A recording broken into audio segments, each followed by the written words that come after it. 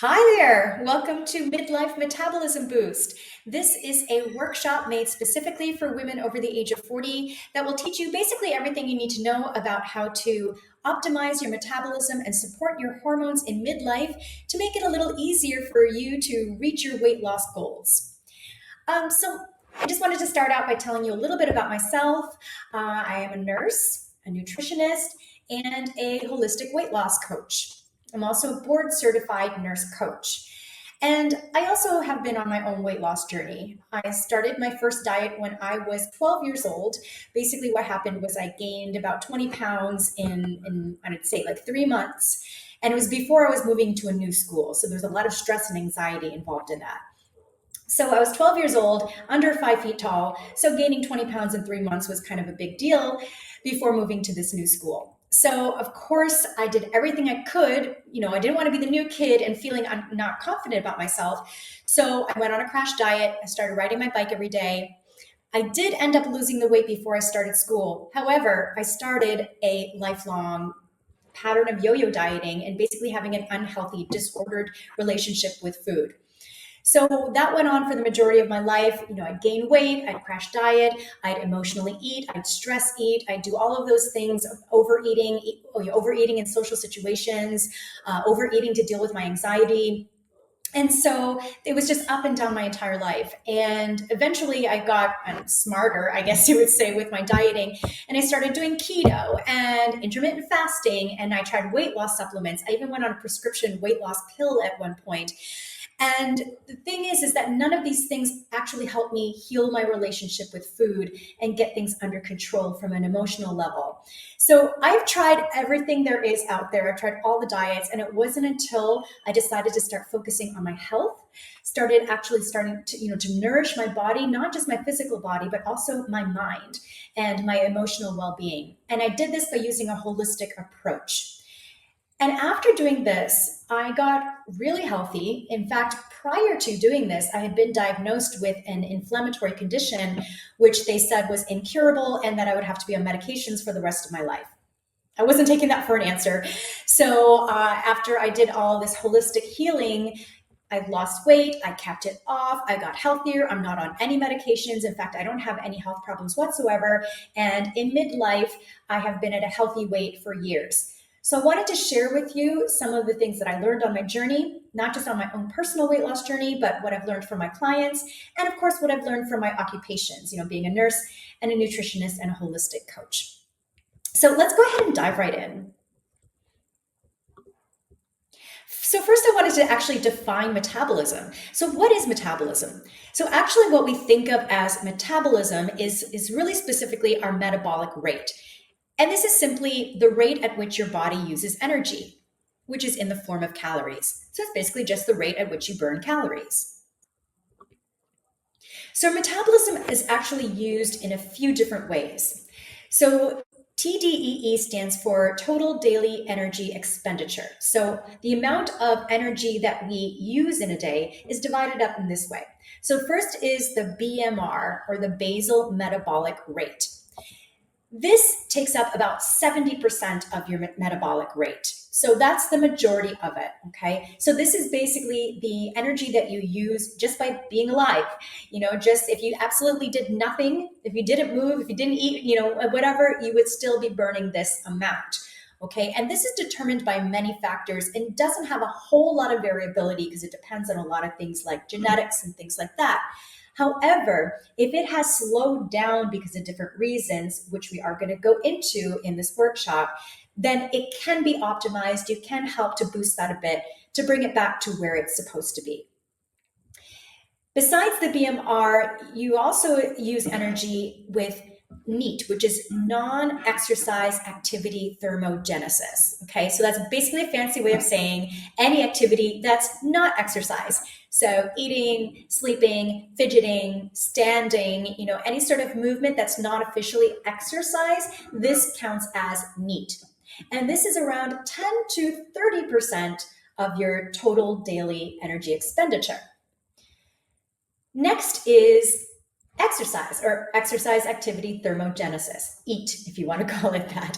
Okay, this is only around 5 to 10%, which I think really surprises a lot of people, because people think, oh, well, if I exercise more, then I'm going to burn more calories and I'm going to be able to lose weight that way. Well, seeing that exercise isn't a huge percentage of your total daily energy expenditure, it's not necessarily the thing you want to focus on if you're trying to lose weight. Of course, exercise is amazing for your health and for so many different health and physical and mental health benefits. But for weight loss purposes, it's a very, very tiny portion of the plan.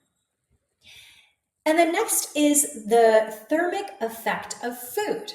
This is basically the energy that's used to digest. And different kinds of foods have a different thermic effect. Okay, so for example, protein takes more energy to digest than carbs. So you're going to actually burn more calories by eating protein than you are by, carbs or vegetables or anything like that. And water actually has a thermic effect too. So you actually burn calories just by drinking water. And that's around 10%, which is, about the same as exercise. Isn't that crazy? So next I want to talk about hormones. Hormones are a huge topic of discussion, especially for women in midlife. So I want you to actually understand what they are, first of all. So hormones are really just messengers. They basically send signals or messages from one part of the body to another part of the body, okay? So here's the thing about hormones, is sometimes, if you can imagine like a game of telephone, sometimes they deliver the right message, but sometimes by the time they reach the part of the body that they want to communicate with, sometimes the message gets a little bit distorted, okay? Like a bad game of telephone. They didn't quite get the right message. And this is kind of what happens when your hormones are dysregulated. So when your hormones are unbalanced, some people like to say it like that, okay? So all our hormones are interrelated. So when something is a little out of whack, it can affect other hormones, which kind of starts like a cascade effect. Okay, so like that bad game of telephone I was just talking about. So when we think of hormones, a lot of times we think about the sex hormones, estrogen, progesterone, testosterone. However, we have over 50 different hormones in our body, and many of them directly affect our weight and our ability to lose weight. Okay, so some have a direct effect on your metabolism, such as thyroid or cortisol. Some have an effect on your hunger and fullness signals, such as ghrelin, which is known as the hunger hormone, it tells you when you're hungry, or leptin, which is the hormone that tells you when you're full.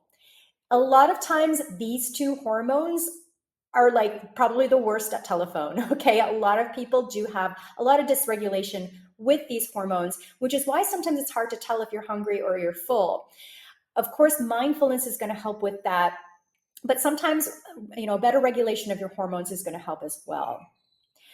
And then some hormones have more of an effect on the tendency to store fat. Okay, so for example, insulin or cortisol. Again, that's going to be a big one that we're going to talk about a lot, but we'll get into that in just a moment. So why is your metabolism slowing down as you get older? So according to Harvard research, your metabolism isn't really supposed to slow down until you're in your 60s. And even then, it only slows down by about 0.7% each year. So it doesn't really become significant until you're in like your 80s or 90s, okay? So what is going on here, right? So let's talk first about the aging process, all right?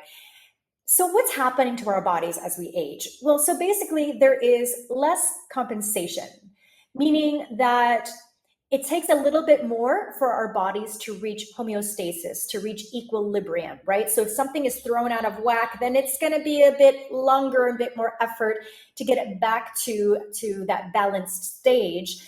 And, sometimes you can't always get back to that center point. And then, of course, there's hormonal changes, especially with women, as we age, our estrogen levels decline. And estrogen is kind of a buffer for cortisol. So as estrogen levels decline, our baseline cortisol levels will go up.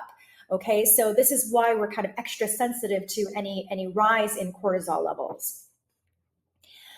And cortisol, as we're going to talk about in a minute, does have an effect on your metabolism, which I mentioned in the previous slide. So what does this mean? Basically, the things that we got away with when we were younger, they start to catch up, okay? And I'm not just talking about weight gain, I'm talking also about health issues. Maybe you were perfectly healthy all the way through your 20s, 30s, maybe 40s, and then suddenly you've got high blood pressure, you've got diabetes, or you've got all these things going on.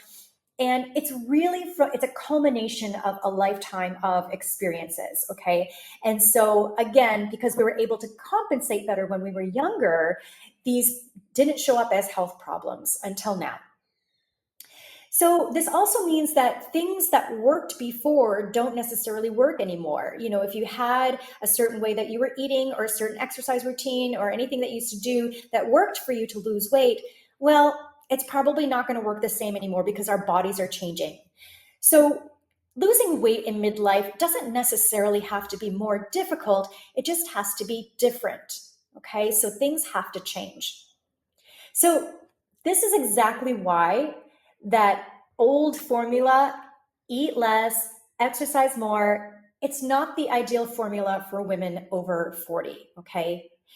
And you're going to understand that a little bit more as we go on in this workshop. But just remember that if you're trying to lose weight, eat less, exercise more is probably not going to work for you.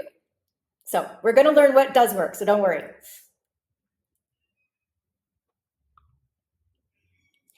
So there are lots of different reasons why our metabolism can be slowing down. And this is going to be very individual, okay? The reasons for each unique person is going to be on an individual basis, all right? But some of the possible factors are listed here. Now you may recognize one or two, possibly several of them, and these could all be contributing to a slower metabolism. Again, it's not necessarily because of your chronological age, it's because of these other things that are going on, all right? So the first one is a history of restrictive dieting, especially with prolonged calorie restriction.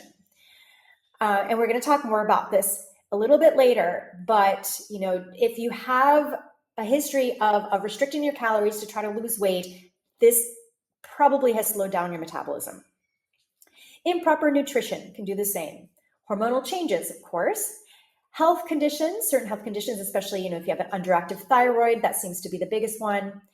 Reduced activity or your reduced activity levels. Maybe maybe you're just not as active now as you were when you were younger in your 20s and 30s. Muscle loss. So as we age, we do naturally tend to lose lean muscle mass, okay? And muscle, as you may have heard before, burns more calories than fat, meaning that the more muscle you have, the higher your metabolism. So if you're losing muscle as you get older, then your metabolism is going to slow down. So of course, you want to replace that muscle, right? That's one big thing to do. An overactive nervous system or higher stress levels, okay, this can also contribute to a slow metabolism. And you'll understand that when we start talking about cortisol in the next slide.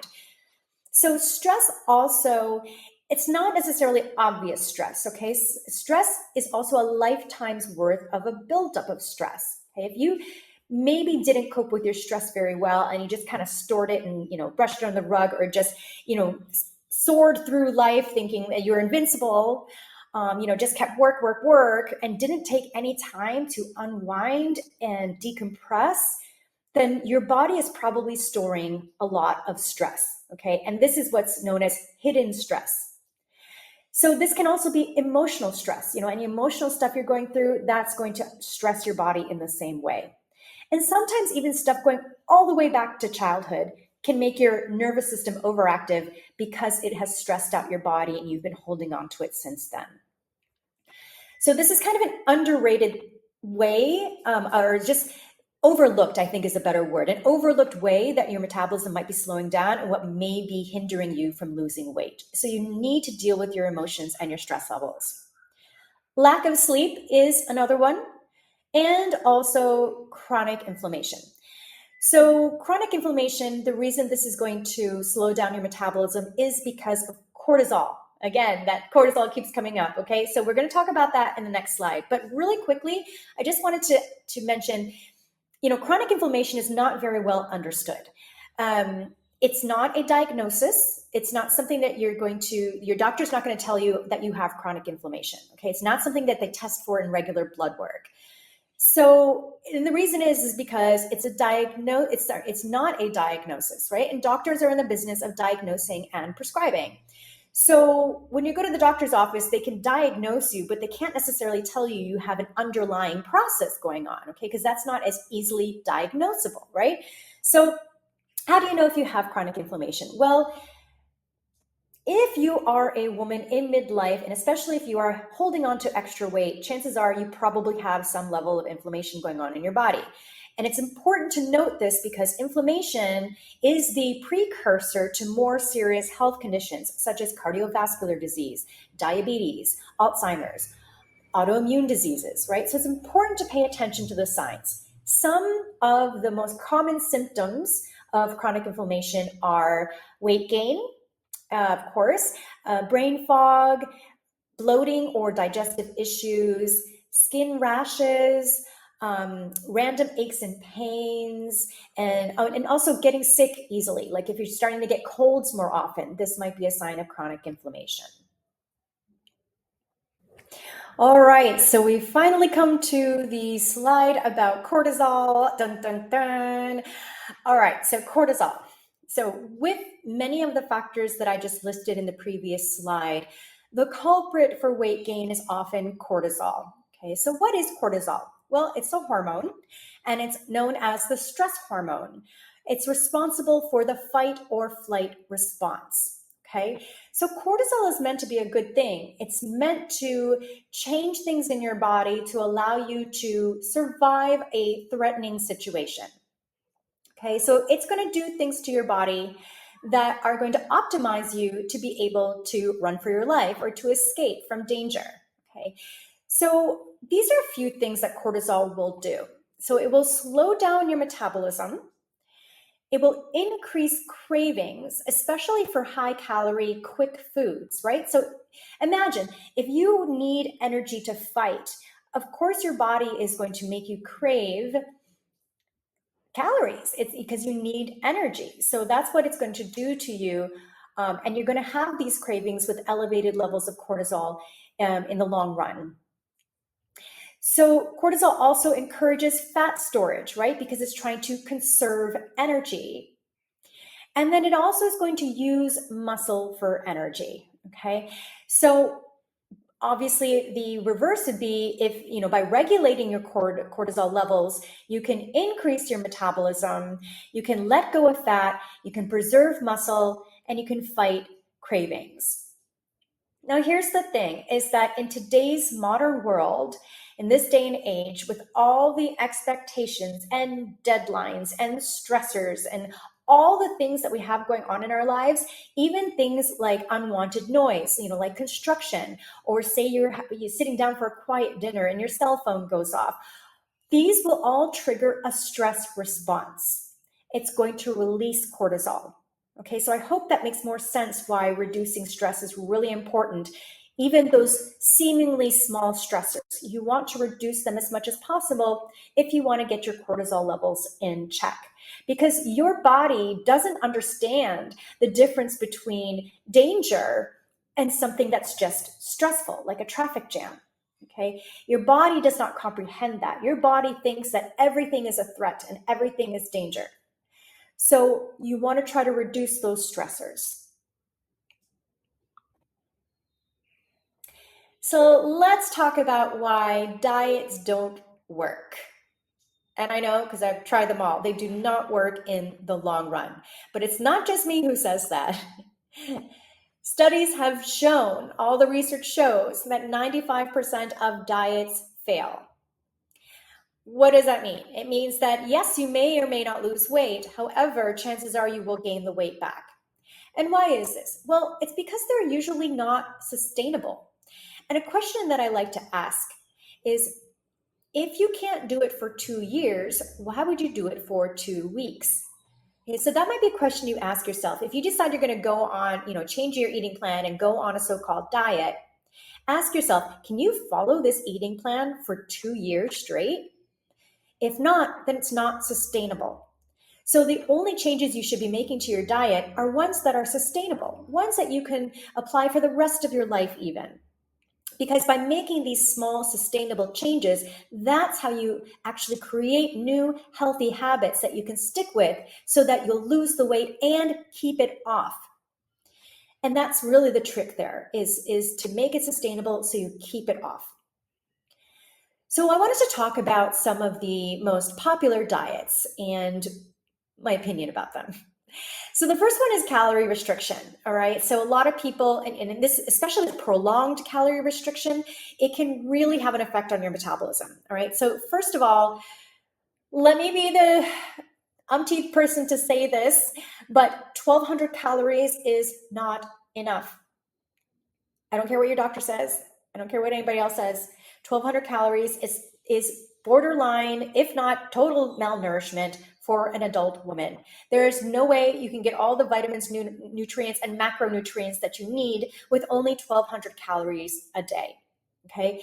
So if a doctor tells you to eat only 1,200 calories, it's because they're going on really old school advice they learned in medical school like 20 years ago. Okay. It's outdated research. It does not work anymore. It is not sustainable. Will you lose weight on 1,200 calories? Most likely. Will you gain it back? Also most likely. Okay. So what happens when you malnourish yourself? When you're not eating enough calories, your body goes into what's colloquially known as starvation mode. Okay, so starvation mode is a bit of a misnomer, but there is such a thing as your metabolism adapting to a lower amount of calories. And this is known as adaptive thermogenesis. Okay, so that's the fancy science term. Okay. And so what happens is that, you're eating not enough calories. So your body thinks, oh goodness, there's scarcity here. So I better slow down my metabolism to conserve energy, because we're not sure if we're going to get enough calories later, because you're not feeding your body enough calories. So what ends up happening is that in order to continue to lose weight, you have to keep reducing calories, because your metabolism just keeps, going lower and lower and lower to adapt to the lower and lower amount of calories that you're eating. Okay. So you have to keep reducing calories in order to lose weight. And that's absolutely not sustainable, because especially if you're starting out at 1,200 calories, what are you going to go down to? 800? That's nuts. That's definitely malnourishment. That is not sustainable. Can you live off of 800 calories for 2 years? No. Will you be miserable if you do survive? 100%, right? So don't do it. And the other thing is that when you restrict yourself too much, when you deprive yourself, then it causes binging. If you cannot sustain, 800, 1,200 calories, then what's going to happen is you're going to feel miserable one day. You're probably going to be so low on energy. You're going to feel like crap, basically. And you're going to be like, I give up. I can't do this anymore.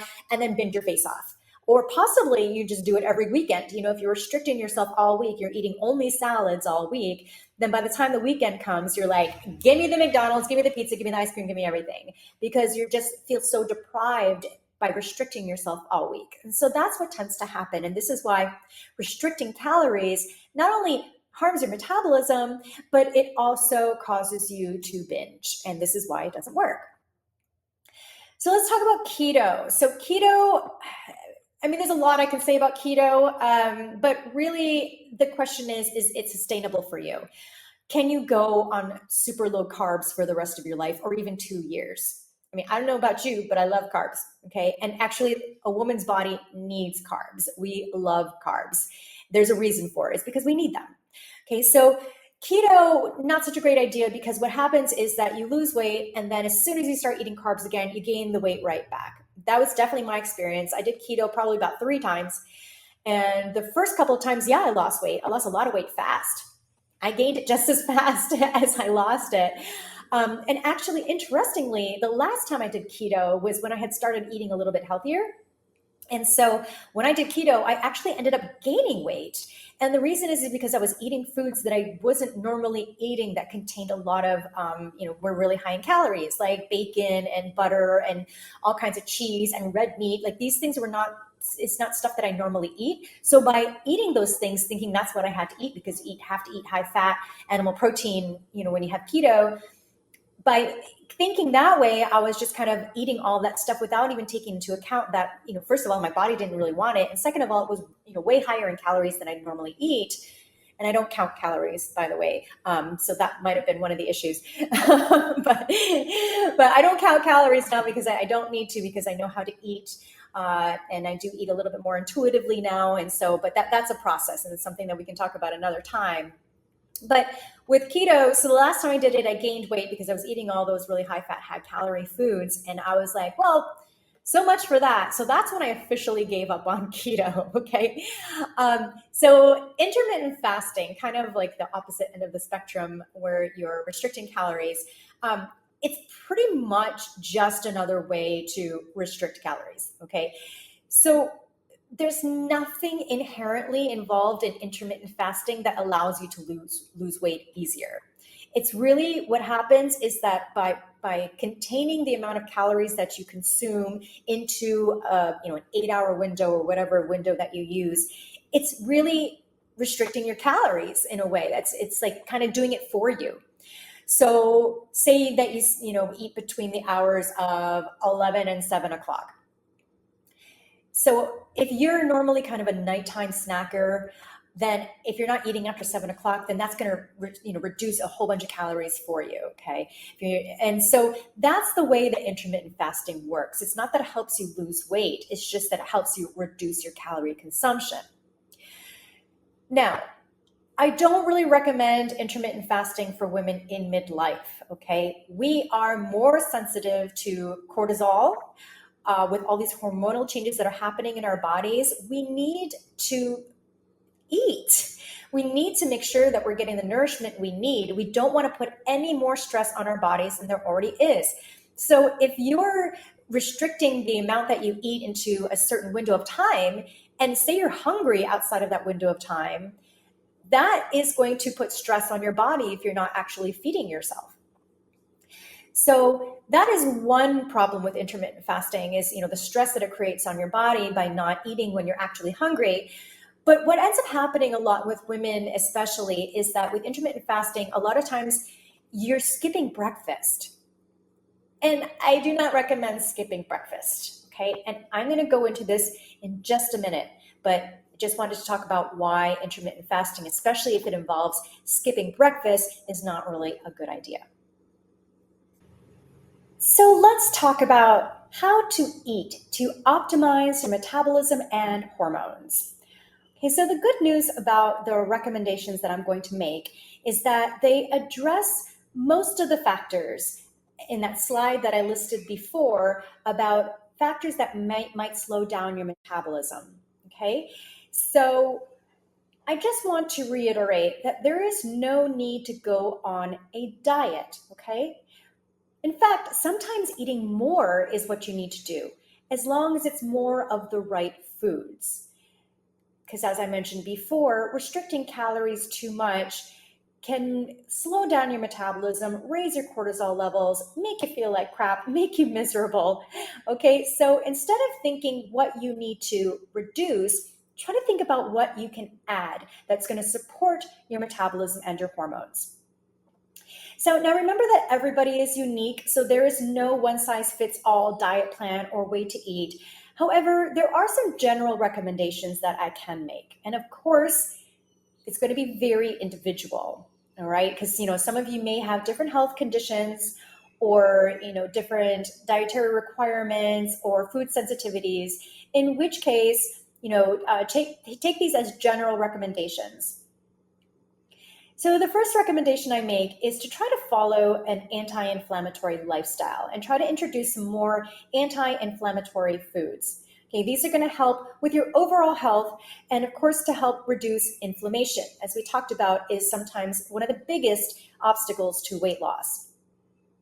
Try to limit processed foods. Not only are processed foods super high in calories and sugar and sodium and all that stuff, but they're also low in their thermic effects, okay, meaning that it doesn't take much energy to digest them. And they also starve your gut microbiome, okay? There's a lot of talk about gut health these days, and unfortunately, I don't have time to go into that in this workshop. However, just know that processed foods are going to make it so that your gut is not as healthy. And good digestion is very important for your health, but also for weight loss, interestingly enough. So if you can make whole, unprocessed foods the basis of your nutrition, you're golden. You're doing great. So what this is going to do is, of course, reduce inflammation. They're going to regulate your blood sugar, okay? And this is really important whether or not you are diabetic, okay? Because unregulated blood sugar can lead to insulin resistance, and insulin resistance encourages fat storage. Okay, so there aren't really any symptoms per se of insulin resistance.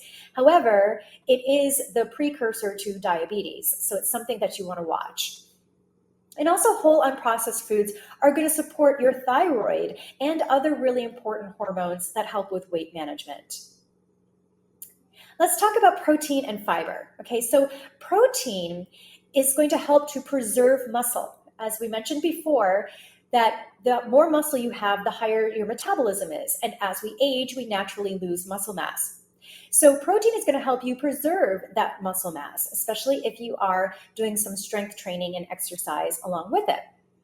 Protein also helps with that feeling of satiety, which means it makes you feel satisfied, makes you feel full for longer. And as I mentioned before, it also has a high thermic effect of food, meaning that it burns more calories simply just by digesting it. And fiber is also great for satiety, makes you feel full for longer, and it also slows down your digestion. And by slowing down your digestion, it's going to prevent blood sugar spikes, okay? And blood sugar spikes can increase your risk of weight gain and diabetes. And this has something to do with that insulin resistance that I just spoke about. Also, you want to introduce some healthy fats. I'm just going to squeeze that in there, okay? Healthy fats are like avocados, olive oil, nuts. These are all healthy fats, and you want to also include those in your diet in moderation. You'll also want to eat more fruits and vegetables, okay? So fruits and vegetables are going to give you all those vitamins and nutrients that you need for supporting your body's processes, okay? To make you as healthy as possible. The healthier you are, the easier it is for you to lose weight. And fruits and veggies also have a ton of fiber, and they're anti-inflammatory. So by eating fruits and veggies, you're going to be kind of approaching the whole weight loss through nutrition thing from multiple angles. And one suggestion I always have for fruits and vegetables is to eat as many colors as you can, because each color kind of represents a different vitamin or mineral. For example, in blueberries, the blue is called anthocyanin, which is an antioxidant, which is super healthy for you, okay? The orange in carrots represents beta carotene, which is good for your eyes. So when you have all of these different colors in your fruits and vegetables, it means you're getting all the different vitamins and minerals that you need, all the nutrients you need to optimize your health and all your body systems. I also recommend eating consistently. Okay, studies have shown that a woman's body prefers routine. A woman's body wants to feel safe. It wants to feel secure. It wants to know what's happening. Okay, it wants to know that it's going to get food, it's going to get sleep, and the sleep is going to come at this time, and food is going to come at this time. When your body feels secure and safe like that, then it's going to be under less stress, right? So that makes sense, right? The less stressed your body is, the lower your cortisol levels will be, and the easier it will be for you to be able to let go of weight. And along with this, I want to suggest not skipping meals, okay? You want to keep that furnace burning, right? You want to keep your metabolism going. Like I said, you want to make your body feel safe. You want to let your body know that it's going to keep getting food at regular intervals so that it keeps the metabolism going. And along those lines is don't skip breakfast, okay? Please eat breakfast. Breakfast especially high in protein and fiber. So a hearty breakfast that has protein and fiber has been shown to increase energy expenditure for the rest of the day, meaning you're going to burn more calories for the rest of the day. It's also going to help control your hunger signals and control your cravings for the rest of the day. This is partially to do with helping to regulate those hormones, ghrelin and leptin I spoke about earlier, the ones that tell you you're hungry and you're full, and also because it helps to balance your blood sugar.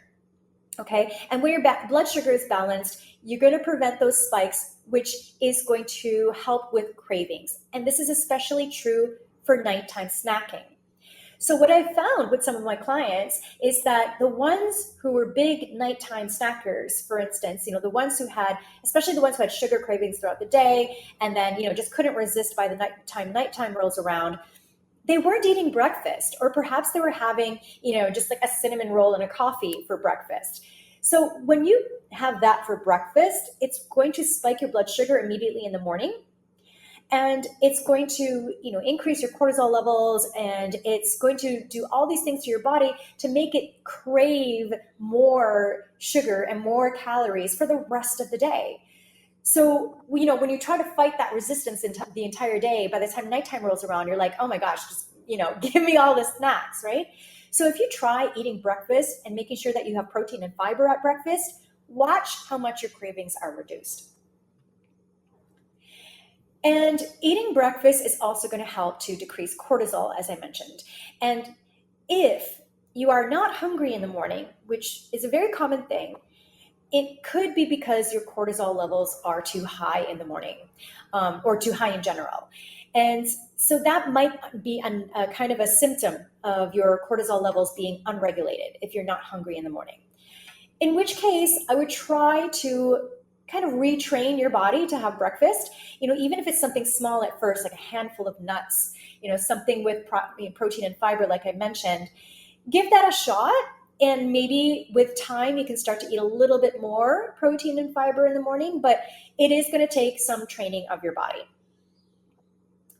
So another recommendation I have is to eat fun foods in moderation, like all your favorite foods. You don't have to cut them out. Again, we're not going on a diet here. We're not cutting out pizza. We're not cutting out ice cream. We're not cutting out cookies and Coca-Cola or whatever it is that is your thing, right? If you have a certain craving for something, then go ahead and have it in moderation.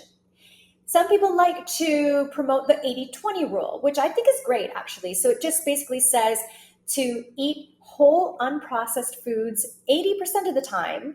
And if you do that, 20% of the time you can leave open for these fun foods, for the foods that, like, all right, there's probably no nutritional value or very little nutritional value. Okay, so when you think of it that way, when you allow space for those fun foods, then you don't feel as guilty. You don't feel shame when you eat them. And also, it's not going to ruin your weight loss plan, and it's not going to ruin your health. I also recommend drinking plenty of water. Water is great for your health, of course, for so many different reasons, but it's also an appetite suppressant, and it has a high thermic effect of food, meaning that you are actually burning calories just by drinking water. So now let's talk about how to move to optimize your metabolism and hormones. So again, just some general recommendations, but this applies to most people, okay? Or most women in midlife. I stand corrected. So first recommendation is to take it easy on the cardio. You actually want to be avoiding intense cardio. And this actually should be a relief, I think. So you don't have to do like those hour-long spinning classes. You don't have to do the 45-minute boot camp classes. You don't have to do that to lose weight in midlife. In fact, it's better if you don't do that. The reason is because those exercises actually raise your cortisol levels too high. Now remember, we don't compensate as well as we used to. And, with estrogen levels declining and other things happening to our bodies, our cortisol levels are already above the baseline, okay? They're already higher than normal. We're already more sensitive to raised cortisol levels, okay? And we're not compensating as well. So now think about it. If you're doing all this intense cardio, it's going to shoot your cortisol level up even higher, and your body's not going to easily be able to bring it back down. So you're going to be stuck with elevated cortisol levels, which slows down your metabolism, encourages fat storage, increases cravings, uses muscle for energy. So you don't want to be overproducing cortisol. So the best thing to do is walk. Walking burns calories without raising cortisol levels. And actually, if you walk on a regular basis, it keeps your cortisol levels in check at all times. Isn't that amazing? So the last recommendation I have is strength training or any sort of resistance training, okay? As I mentioned before, you want to be trying to preserve or increasing your muscle mass because this is going to help with, with raising your metabolism. So by strength training and getting enough protein, you're going to be able to preserve your muscle mass. Now, what does strength training mean? So of course, lifting weights, the recommendation is to lift heavy weights if you can.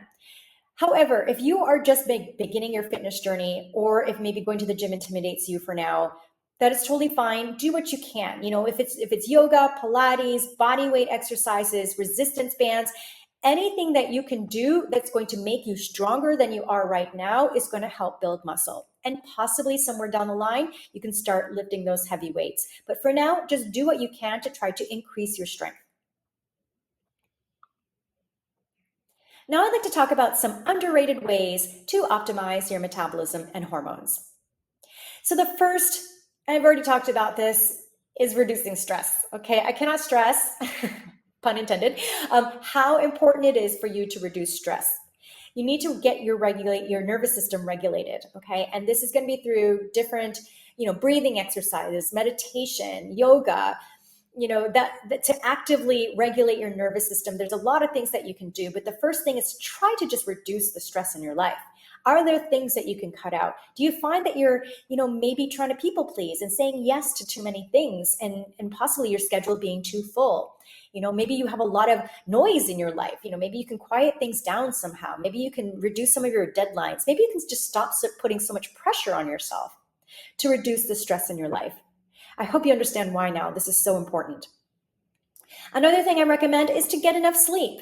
You need to get at least 7 to 9 hours of uninterrupted quality sleep.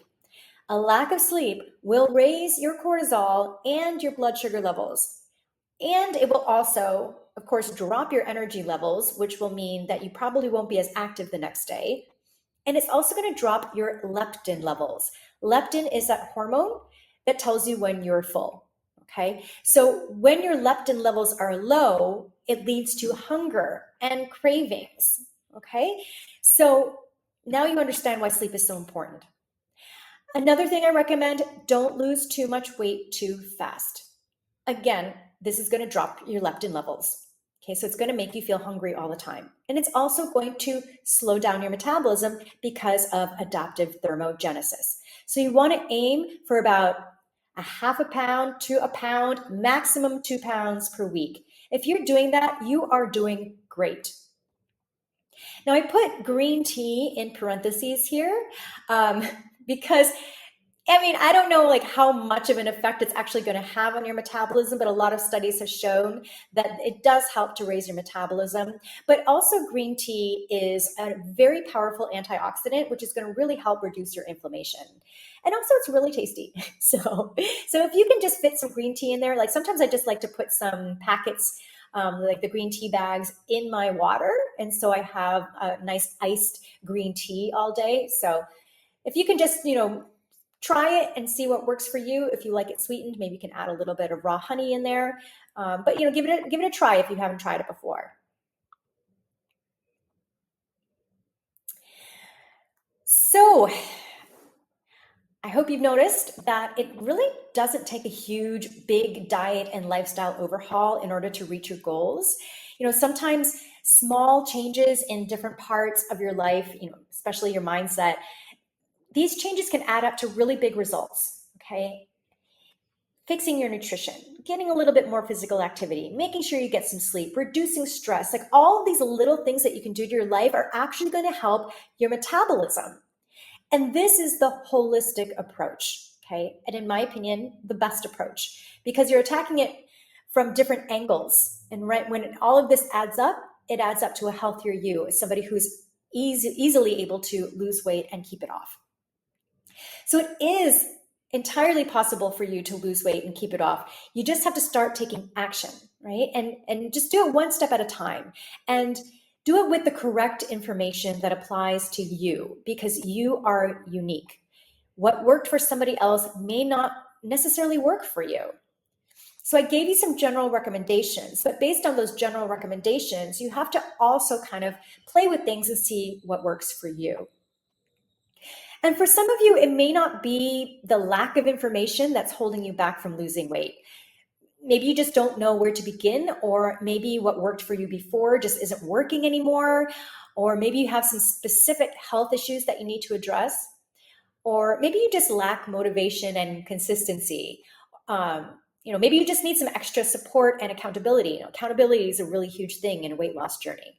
Okay, and this is where coaching comes in. And a good coach is not going to just give you information, right? They're going to work with you to figure out how to move past your unique challenges and to help you get motivated, to keep you accountable, and basically hold your hand across the finish line. So if you're ready to finally lose weight and keep it off in midlife, I have some exciting news for you. So some of you may already know that I offer a 12-week weight loss transformation program specifically geared towards women over 40, and this is called Lighter Self. And for those of you who signed up for this workshop, I'm going to give you a promo code for $200 off of the cost of the program. $200 off, okay, just for signing up for this workshop. There's a catch. There's a catch, however, because the program is super highly individualized and I work with you one-on-one. I unfortunately cannot take that many clients on at once because I already have clients. And so on top of those clients, I can, out of respect to them, I can only take on a few more. So I'm only opening up 3 spots at this discounted price. So if you feel called, if you feel like this may or may not be up your alley, reach out to me so we can book a free consultation just to see if the program is right for you, okay? So I'm going to provide you with a link to do that in a follow-up email to this workshop. And just remember that the call is free, there's no pressure, and I'm happy to lead you in the right direction with some valuable tips and advice for you, even if you decide not to participate in the program. And also, if you feel like you're at the point where you don't need a whole lot of individualized attention, and maybe you just need, just a bit more information, accountability, and a sense of community to help you to reach your goals, then I also offer a group coaching program. This is only 6 weeks, and it's at a fraction of the price of the one-on-one 12-week program. However, not everybody qualifies for the group coaching program. It really depends on a lot of factors, but this is something that I can determine on our call together. So whether you're interested in the 12-week one-on-one journey or the group program, let's go ahead and jump on a call and have a little chat. Again, no pressure. I promise that I'm going to always be honest with you about whether or not my programs are right for you. And again, I'm going to send this information in an email to you, so you'll have all the links available. So finally, I'd just like to say thank you. Thank you for spending your time with me. Thank you for paying attention. And I really hope that you got a lot out of this workshop and that you already have some plans in your head of what you can do to make some changes to your diet and lifestyle so that you can reach your goals. And I'm looking forward to seeing you at the next workshop. Bye-bye.